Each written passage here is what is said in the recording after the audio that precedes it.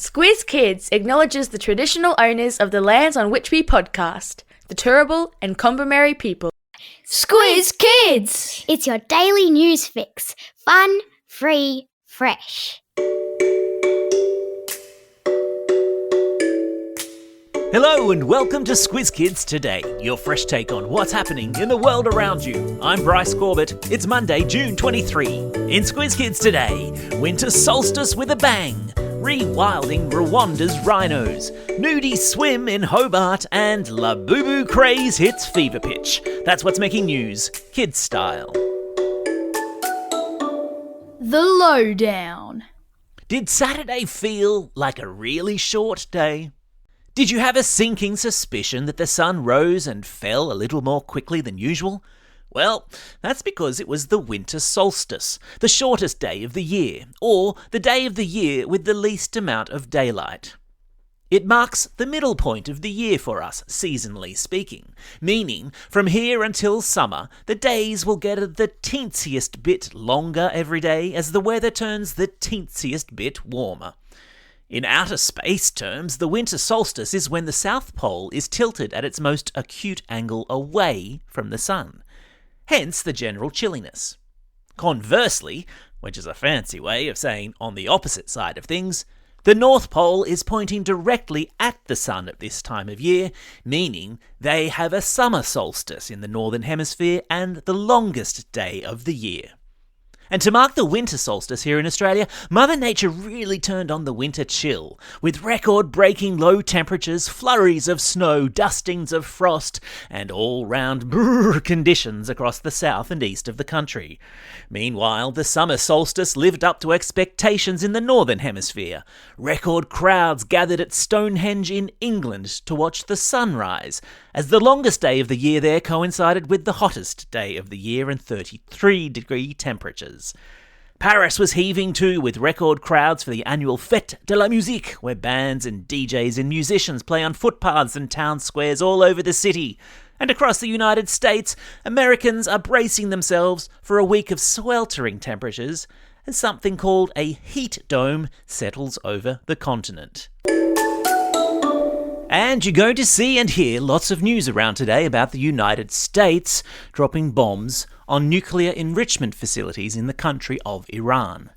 It's a significant development as tensions in the Middle East increase, and of course it will now dominate the news all week. There's no doubt about that. But just remember, it's all happening a long way away from us, and while it's definitely concerning, there's nothing for us to worry about right now on our island down here on the other side of the earth.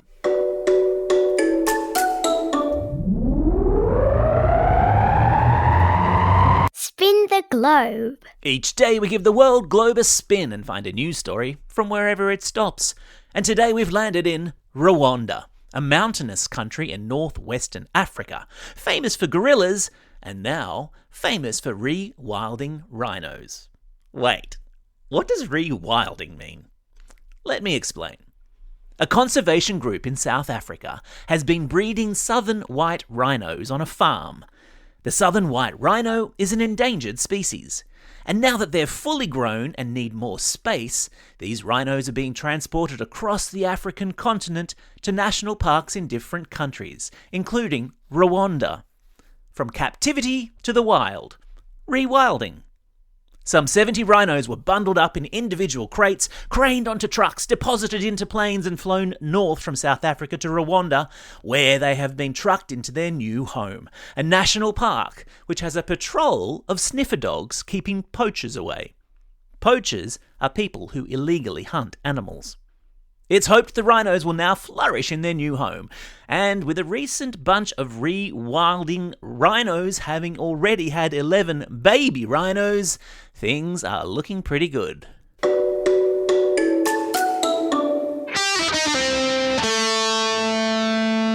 Pop Culture Corner. They're small, they're furry, they have 9 sharp teeth and a cheeky grin, and the world is losing its mind over them. I'm talking about Labubus, the latest plush toy craze that has flooded social media and seen crowds queue for hours in front of shopping centres to get their hands on one.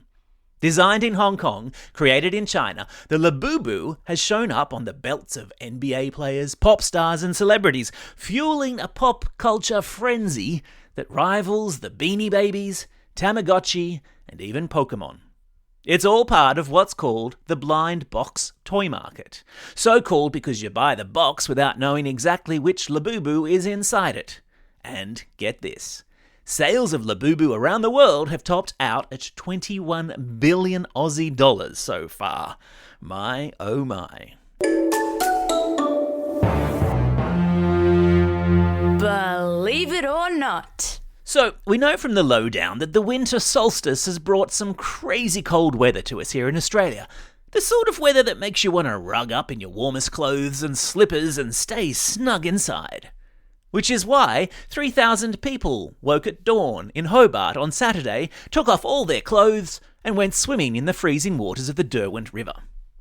In what organisers say is the biggest nudie swim the state has ever seen, 3,000 brave souls stripped down to their birthday suits and plunged into the icy waters to celebrate the winter solstice and to mark the end of an arts festival in Tasmania called Dark Mofo. People who did the swim said that they felt energised by it. Personally, there aren't enough blankets or enough cups of warm Milo in the world to make me do that. It's a big day for us at Squiz Kids today, as we set off later this morning for our Squiz Kids Q&A with the Governor-General Sam Mostyn. A huge thanks to all of the kids who sent in hundreds of questions for the GG. You are all so clever. We've whittled it down to a handful that we'll be asking her when she takes the Q&A hot seat in a couple of hours from now.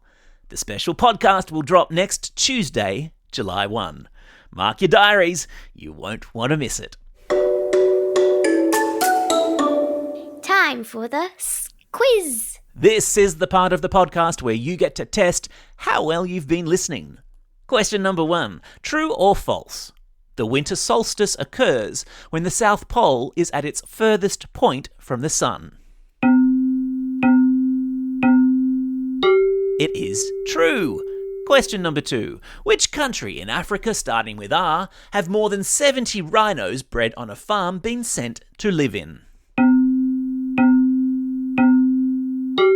Yeah, well done if you said Rwanda. Question number 3. Name the plush toy that is sending shoppers into a frenzy around the globe. Yeah, that's right. It's the Labubu.